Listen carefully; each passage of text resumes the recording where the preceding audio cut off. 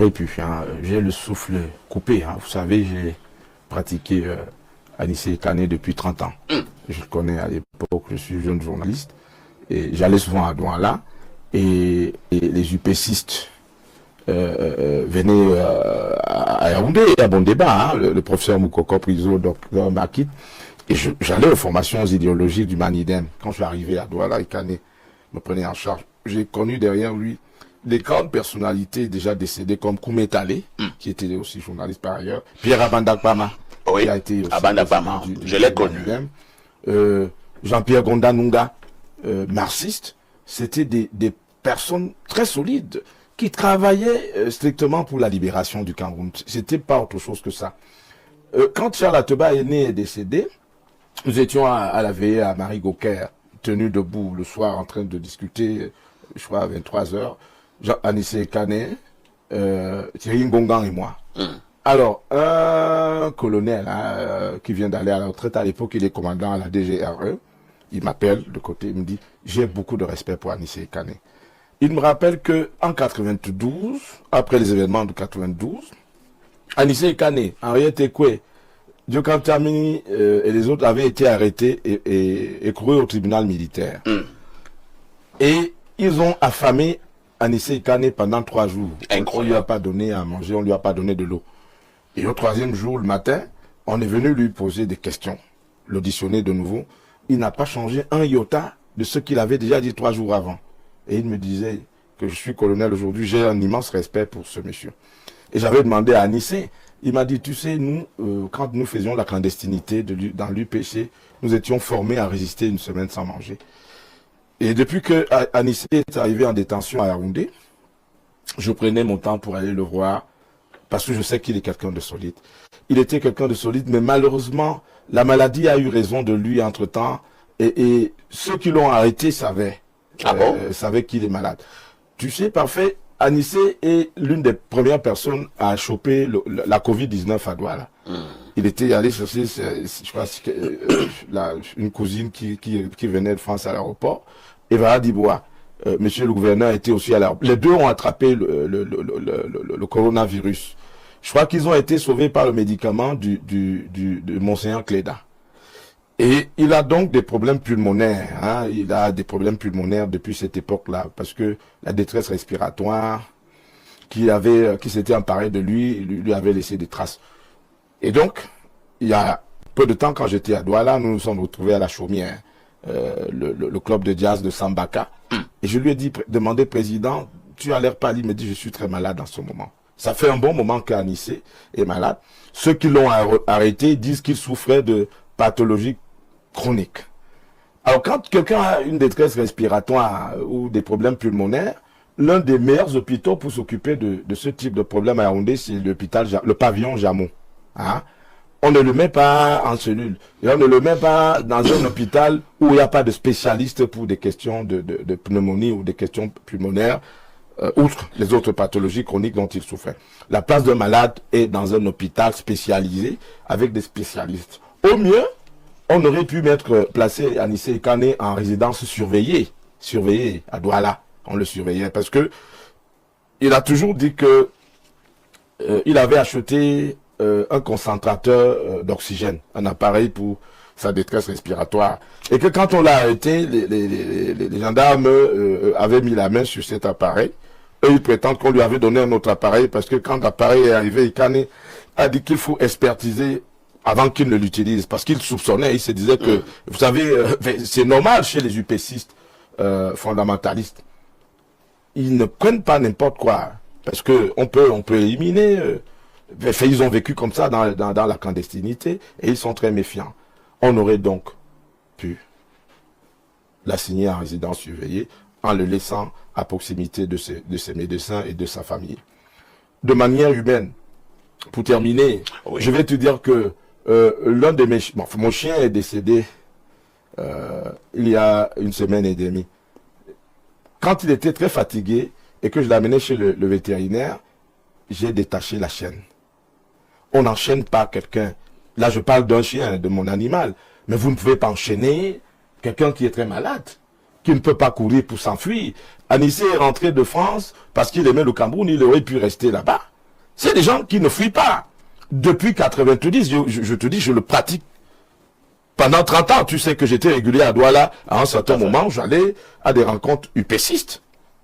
Je suis un peu nourri aux idées de l'UPC. C'est pas un type qui peut fuir. Anissé, c'est quelqu'un qui affronte l'adversité.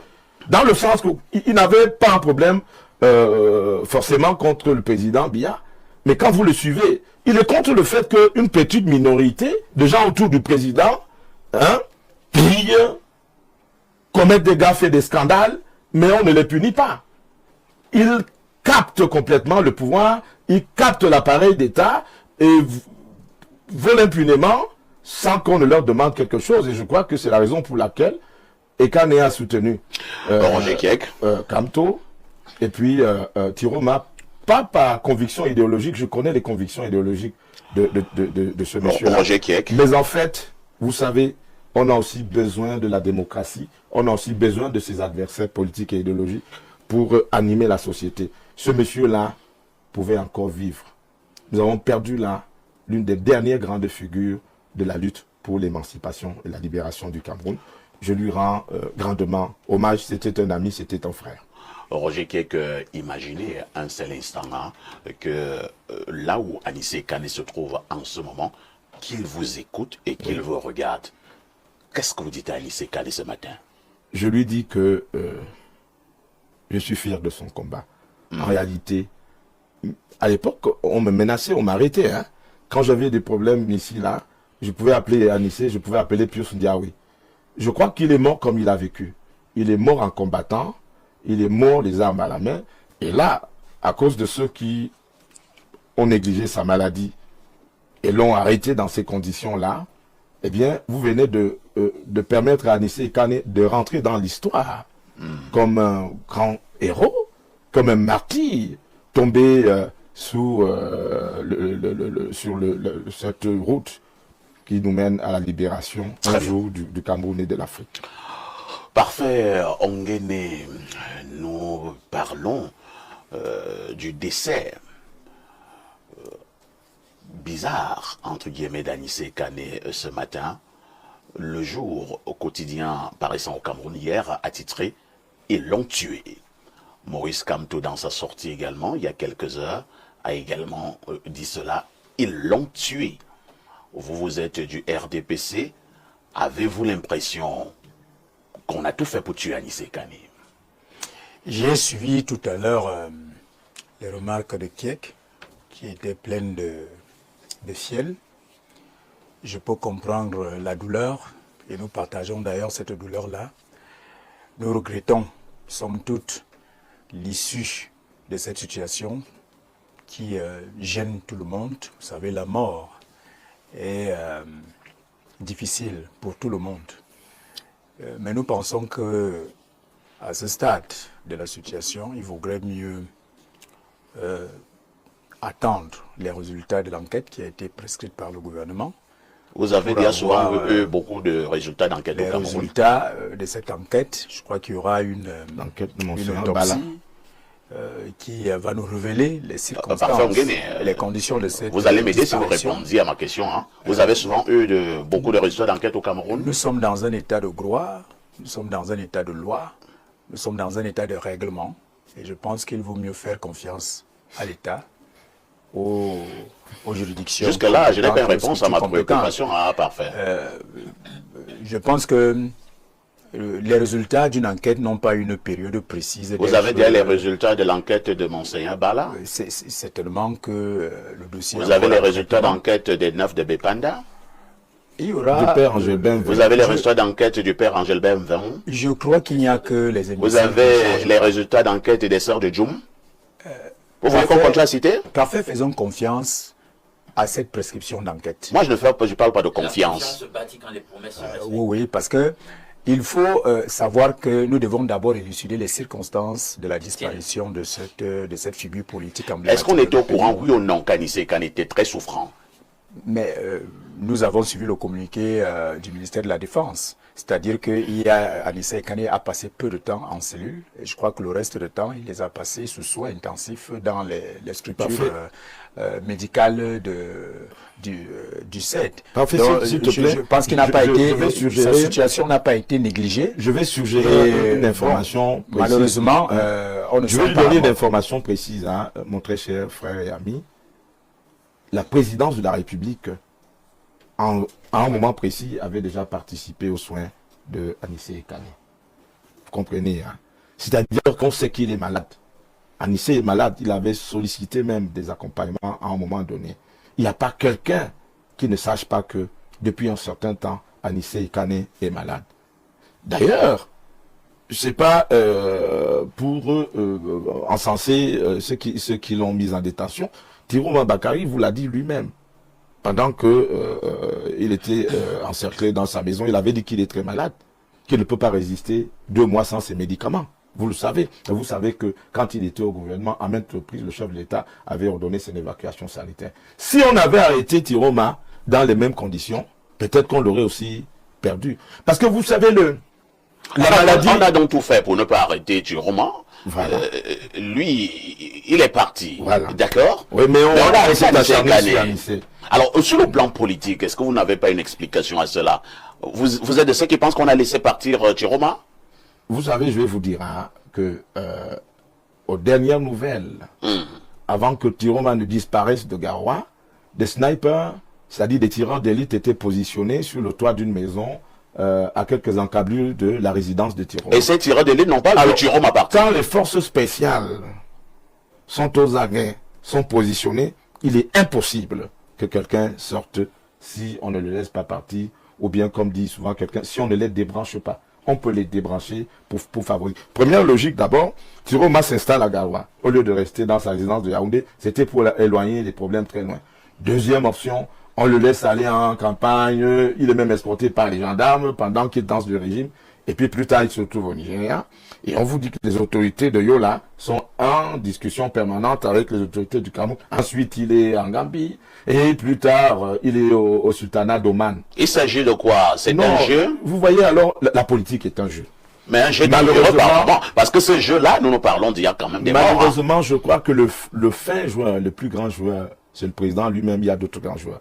L'élite qui entoure le président... Et Tiroma, c'est un petit joueur? C'est un très grand politicien. C'est un sphinx. Mais il joue avec le peuple. Il peut jouer. Il joue avec le président depuis très longtemps. C'est quelqu'un qui parle... Donc Tiroma a encore joué en 2025. Il est même possible. Il est même très possible que, dans les mois qui viennent, on vous dise qu'il a accepté la main tendue pour la paix au Cameroun. Entre-temps, Anissé Ekane est mort. Il faut que ceux qui ont arrêté Ekane, qui sont les collaborateurs du président, apprennent à être des hommes politiques. Très bien. La politique est un jeu, mais pas un jeu pour donner la mort. Il faut savoir jouer. On aurait pu gérer Anissé Ekane différemment. C'est compris. On aurait pu le gérer différemment. C'est compris. Oui, parfait, va donc chuter. Je vais chuter en faisant observer à Kiek que je ne partage pas son point de vue sur les petits arrangements politiques. Je pense qu'il faudrait observer cette situation avec beaucoup de lucidité et d'objectivité. Il ne faut pas tenter de ranger ça dans une espèce alors, comment allez-vous poursuivre l'enquête pour nous dire? Vous l'avez dit qu'on a arrêté Ekane avec dans son domicile des armes de guerre. Enfin, ce qu'on avait laissé quoi? Je verrai comment vous allez prouver qu'il y avait des armes de guerre, des sacs de tramadol, et bien d'autres effets dans son domicile. Allez donc au bout de l'enquête et je voudrais donc après... Non, nous ne sommes pas passionnés. Nous regrettons la mort et le décès d'une grande figure de la scène politique. Rien ne justifie la mort. Rien ne justifie la mort d'un homme, encore moins la mort d'un homme politique. Parfois en Guinée, est-ce qu'ils l'ont tué? Non, je ne peux pas partager cette opinion. Personne n'a tué personne. Anissé Ekane est décédé dans des circonstances, certes, qu'on nous regrettons. Décédé en détention. Mais il est décédé. Alors, personne ne l'a tué, il n'y a pas eu meurtre. Il y a simplement eu des circonstances qui seront élucidées à travers les résultats de l'enquête. Vous insistez sur votre enquête. Mais bien sûr, ça c'est la position du gouvernement. Le gouvernement a demandé qu'il y ait une enquête et il y aura une enquête. Donc, attendons sagement, calmement, avec beaucoup de lucidité les résultats de cette enquête et faisons confiance aux instruments mis en place pour la protection sociale des Camerounais. Alain, donc, au lendemain de la présidentielle au Cameroun, on a connu un ton qui est monté, on a connu certaines manifestations où certains Camerounais sont descendus dans la rue et les uns les autres ont commencé à avoir le langage de l'apaisement, surtout du côté de l'ordre gouvernant. Le président de la République a prêté serment et de manière progressive, on a vu que les choses revenaient à la normale, l'ordre régnait, personne n'était plus en route. Est-ce qu'à un moment donné, vous n'avez pas un soupçon de ce que certains dans ce gouvernement ne veulent véritablement pas la paix? Vous savez, quand les gens sont blessés dans leur ego, ils se retrouvent dans une situation où ils savent qu'ils sont illégitimes et vous les avez mis dos au mur, ça génère une certaine ire. Ok, comme on a pris ce qu'on voulait prendre et par force, vous vous êtes arrangé à nous rendre la chose difficile, on va vous le faire regretter. Ah, Non, c'est comme ça que ça fonctionne. Je vais te faire regretter ton obstination. Donc, quand vous avez, parce que là, on cite, je vais citer ici, des propos de Maître Dorcas, comme vice-présidente de la Commission des droits de l'homme du barreau au Cameroun, qui affirme toutes les tracasseries qu'elle a eues lorsqu'elle allait visiter le défunt, Anissé Kane. Vous comprenez qu'en dépit de son statut, les tracasseries subies sont l'illustration et un message clair qu'on assume la brimade qu'on a fait subir à un malade avéré. Alors, elle nous dit par exemple, je cite, « Nous avons rencontré le Minat au sujet de Ekane et il nous a dit dans son bureau, nous étions 3, qu'il meurt. Il est au Cameroun en paix. Je vais l'acheter dans un cercueil. » Ah bon? Oui, c'est écrit. Attends, qui dit ça? Maître Dorcas Nkombe. Elle est Incroyable. vice-présidente de la Commission des droits de l'homme Du au barreau, tout à du fait. Cameroun. C'est très grave. Je suis totalement preneur de tout le commentaire de mon aîné Roger, sauf sur un point, celui de la Covid, parce que il ne faut pas qu'on fasse au travers de notre discours public une validation des choses qui n'existent pas. Je remarque que depuis 2020, toutes les affections pulmonaires qui existaient ont fini par rentrer totalement dans le néant au profit d'une maladie dont on n'arrive pas à démontrer jusqu'ici l'existence. Parce que je tiens à vous le dire, c'est moi qui le dis, je vous regarde droit dans les yeux. Aucun virus SARS-CoV-2 n'a été isolé. Et j'ai des preuves de ce que je dis. Alors on ne peut pas parler d'un virus qui n'existe pas parce qu'il n'a jamais été isolé. Et s'il n'a jamais été isolé, d'où vient la maladie? Donc il souffrait certainement de quelque chose, Anissé Kane, lié à toutes les affections liées à la santé des poumons, mais certainement pas de la Covid. Qu'on arrête de raconter des choses totalement salaces. Voilà. Pour dire que quoi? Vous savez, quand tu m'as souvent reproché, c'est quand je dis nous sommes dans un état policier, tu me dis non, Alain, faut pas aller jusque là. Mais justement, dans un état policier, on peut fabriquer toute espèce de choses. Parce que tout ce qui compte en réalité dans l'état policier, c'est le rapport de force. Et quand c'est qu'on est fort, on fait ce qu'on veut. Tu n'as pas fait quelque chose, on peut te l'imputer. Et on se donne des moyens de la charge pour démontrer que tu as fait ci ou ça. Tu ne peux pas te garantir une justice équitable, objective. Et c'est le cas dans la situation où nous nous trouvons. On remarque que sur le plan du droit, toutes les conventions que nous avons citées, nous avons ratifiées en tant qu'État, au sujet de la protection des droits individuels, du droit du citoyen, du droit de la personne, des garanties au sujet de la préservation de la santé de l'individu, on n'a pas pu le garantir à Anissé Kane. Entre-temps, quand même, hein, Alain Douk, disons également que certains sont toujours incarcérés dans un contexte de crise post-électorale. Je pense au professeur Abba Yono, qui a été arrêté presque au même moment. Oui. Mais Alain Fourguet est toujours en prison. Il y a prison Alain depuis Fourguet qui est 2018. toujours détenu, pour ne prendre que cela. Est-ce que la mort d'Anissé Kane ne devrait pas faire en sorte que l'ordre gouvernant lâche un tout petit peu et qu'on libère tous ces Camerounais? C'est le bon sens qui nous le prescrirait. Si on est véritablement dans la logique de l'apaisement, c'est la chose à faire illico.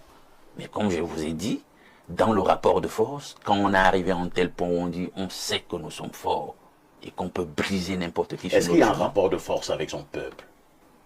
Encore faut-il que vous gouverniez pour le peuple. Encore faut-il que le peuple vous ait conféré une certaine légitimité. Si vous vous sentez sur le plan mental et sur le plan de la factualité en situation de désillégitimité, vous n'allez donc pas tenir compte de Parfait, si vous avez posé une je suis parfait, Thomas, je suis satisfait de ce qu'aujourd'hui, finalement, plusieurs me rejoignent dans l'analyse que j'avais faite. Ça, c'était bien avant même le 12 octobre, disant que Issa Chiroma Bakari, pour moi, n'était pas crédible et que c'était une opposition contrôlée. Parce que vraiment, avec tous les éléments qui, finalement, s'accumulent pour démontrer qu'en réalité, on ne comprend pas comment le monsieur a pu s'exfiltrer tranquillement aujourd'hui, et on s'acharne sur des lieutenants.